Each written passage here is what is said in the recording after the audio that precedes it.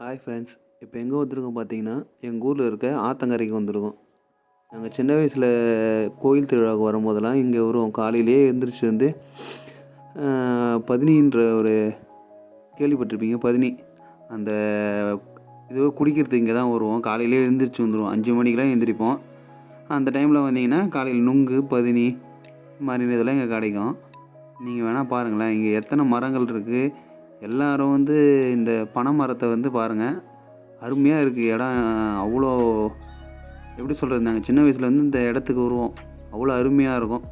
நுங்கு எல்லாமே கிடைக்கும். கருப்பட்டி பாருங்கள், கொட்டாய் ஒன்று இருக்கா, அங்கே தாங்க அவங்க எல்லாமே ரெடி பண்ணுவாங்க. அவங்க கருப்பட்டியிலேருந்து எல்லாமே இங்கே கிடைக்கும்.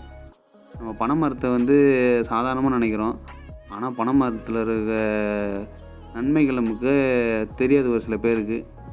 அப்படி என்ன நன்மை இருக்குதுன்னு பார்த்தா, பனை மரத்துக்கு அந்த பனை மரம் வந்து அதிகப்படியான நிலத்தடி நீரை வந்து சேமிக்கும். பாருங்கள் எவ்வளோ மரம் இருக்குதுன்னு பாருங்கள். இங்கே பாருங்கள், இந்த மரத்தை பாருங்கள் எத்தனை பழம். இப்போ வந்து சீசன் முடிஞ்சிருச்சு. எல்லாமே கல் நுங்குன்னு சொல்லுவாங்கள்ல, அது மாதிரி இருக்குது பாருங்கள். Please support, subscribe. மறக்காமல் சர்ப்ரைஸ் பண்ணுங்கள். தேங்க்யூ.